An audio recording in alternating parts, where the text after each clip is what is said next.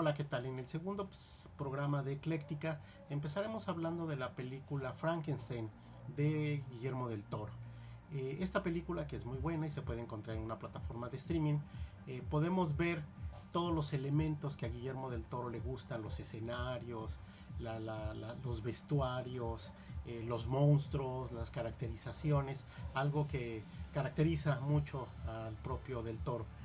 La película es muy buena, tiene la parte emotiva que viene desde el libro, que tiene que ver con esa parte de la sensación de no sentirse aceptado, ¿no? Y ser un monstruo en buen sentido. Uno termina preguntando quién es el monstruo.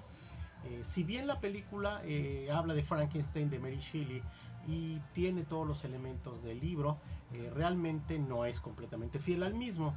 Hay algunos cambios, algunas atribuciones o libertades que se toma Guillermo del Toro en términos de hacerlo más a su estilo y de modificar un poco la historia, lo cual de alguna manera no lo veo mal, empezando porque sí cumple, digamos, con la idea central, que es la soledad en la que se puede enfrentar una criatura, ¿no? La cual, por cierto, no se llama Frankenstein. Frankenstein es el nombre de su creador. Entonces, en el libro se habla de la bestia, la criatura, el monstruo, pero nunca se refiere a ella como Frankenstein. Y en la película, sin contarles este trama, se dice Víctor, porque él cree que es Víctor igual que su creador. El término Frankenstein casi no es utilizado. Pero la película es muy buena y tiene todos sus elementos. Es importante mencionar que Mary Shelley era una escritora que tenía toda una serie de ideas en la mente acerca de este personaje de Frankenstein, después de que había perdido un hijo. Hay una película que se llama Gótica o Gothic, ojalá puedan verla. Esa película narra sobre un hecho que aparentemente es real, y fue una reunión un fin de semana en la casa del escritor Lord Byron. Él es un hombre de mucho dinero, con mucha alcurnia, reúne a sus amigos un fin de semana a pasar una velada nada tranquila, donde hay mucho alcohol, muchas drogas, y bueno, lo interesante es que en esa reunión aparece Mary Shelley, que es el personaje central, digamos, en la película. Pero bueno, también hay otros personajes importantes, como el esposo de Mary Shelley y sobre todo Polidori. Polidori era un médico que a él se le atribuye haber escrito, y aparentemente en esa reunión fue donde le surge la idea del primer cuento relacionado con vampiros. Se llama El vampiro, me parece. Entonces Polidori es una persona importante en la literatura de misterio y de terror por la creación, digamos, del primer vampiro en la literatura. Y aparentemente toda esa historia de este vampiro surge al mismo tiempo que Mary Shelley, porque ellos se conocen en esa reunión, está fraguando, está pensando el Frankenstein. El libro de Frankenstein hay tres versiones: la original, que es la que se considera como la correcta.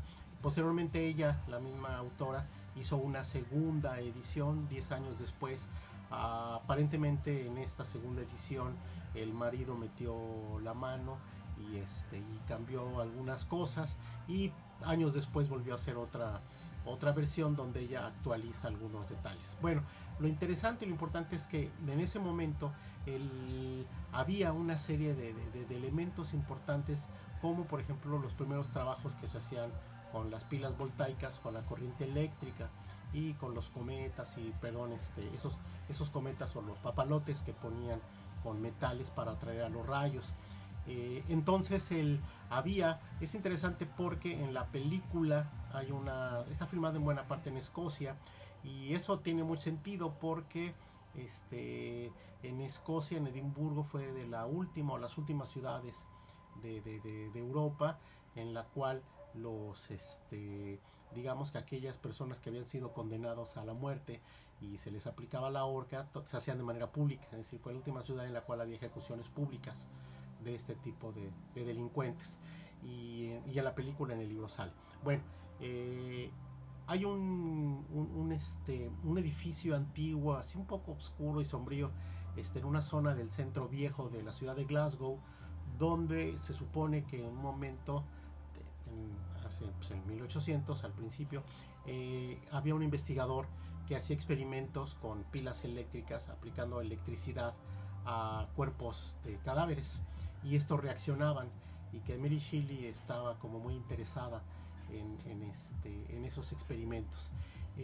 La parte científica y verídica de todo esto es de que, bueno, más que demostrar que podía dar vida a la electricidad, lo cierto es que se demostró que el cuerpo humano transmite electricidad y que buena parte de nuestras funciones se dan por corrientes eléctricas. Básicamente la sinapsis que se da en las neuronas, ya sea la información que fluye a través de las neuronas, que son las células cerebrales, entre las dendritas y los axones, pues tienen que ver con corrientes eléctricas, ¿no? y con composición química.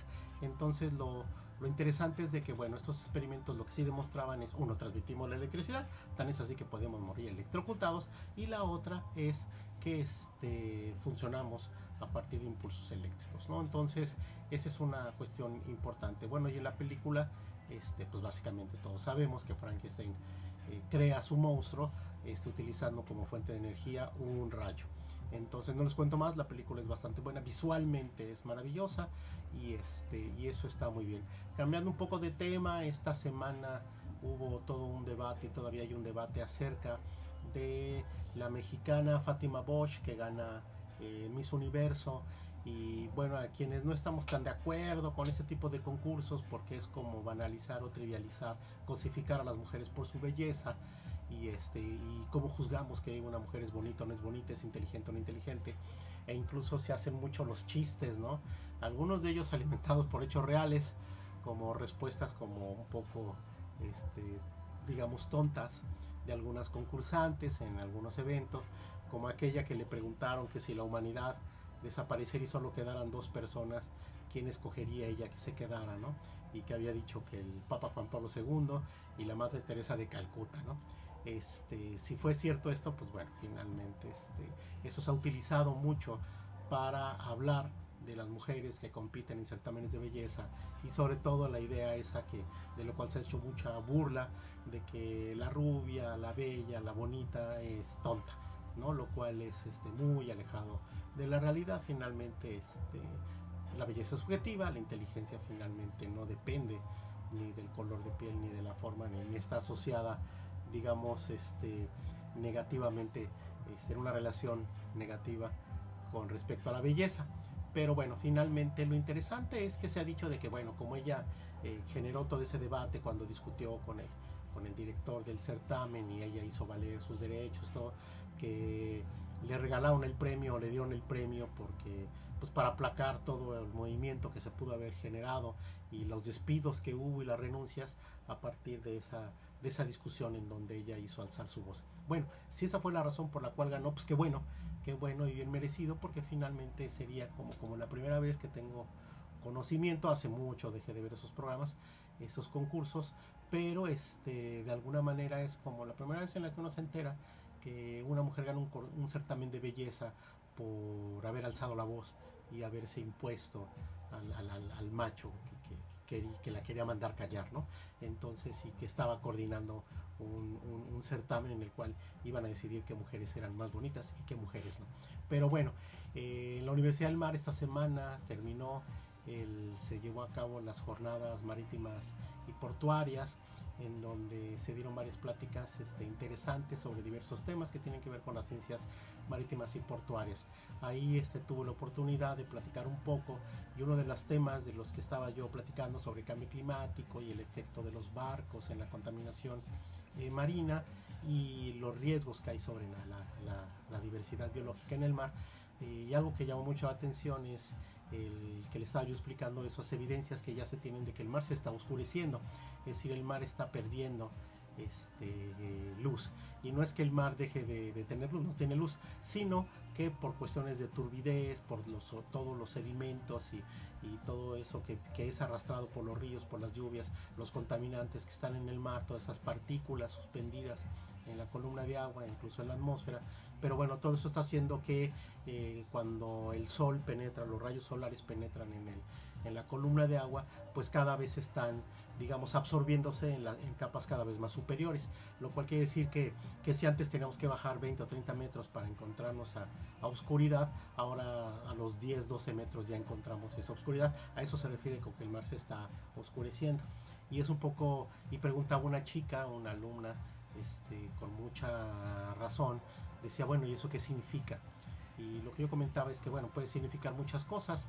La que rápidamente vino a mi mente es de que finalmente la luz o la cantidad de luz que hay en la columna de agua, pues es, digamos, la fuente de energía para aquellos organismos que fotosintetizan, en este caso las microalgas que viven en la columna de agua, en una región que se conoce como plancton, una comunidad de organismos que se conoce como plancton, que son pequeños, regularmente microscópicos, aunque hay macroscópicos, y no tienen capacidad de movimiento que contrarresten las corrientes o las mareas, sino que se mueven para donde el mar o el viento los lleva, o las corrientes. Entonces estos organismos, microorganismos, microalgas que están flotando en él, pues necesitan la luz para fotosintetizar. Entonces, entre menos luz haya, menor capacidad de fotosintetizar, y como uno de los productos de la fotosíntesis es el oxígeno, y el oxígeno atmosférico, el oxígeno que respiramos, proviene en su inmensa mayoría del plancton o del fitoplancton, es decir, de las plantas, de las microalgas dentro del plancton que están en el mar, ¿no? Entonces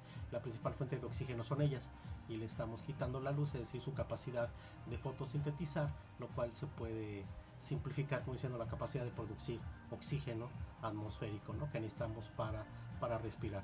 Pero bueno, pues esos eran los temas que quería platicar el día de hoy. Ya eliminaron a los Pumas, lo cual quiere decir que en términos de fútbol ya no hablaremos porque ya pierde interés para mí todo eso, ¿no? Pero bueno, esperemos vernos en la siguiente sesión de Ecléctica, y esperemos que cada vez la comunidad pueda ir creciendo un poco más y que me hagan sus comentarios, gracias a aquellos que lo han hecho. Por ahí alguien comentaba que había aprendido, no entendía por qué meteorología se llamaba así, ¿no? Entonces está muy bien, y ese es el objetivo, ¿no?, que platiquemos un poco sobre esos temas que unen a la cultura con la ciencia. Pues muchas gracias por ver este video, recomendarlo, denle like, y muchas gracias, y nos vemos a la próxima.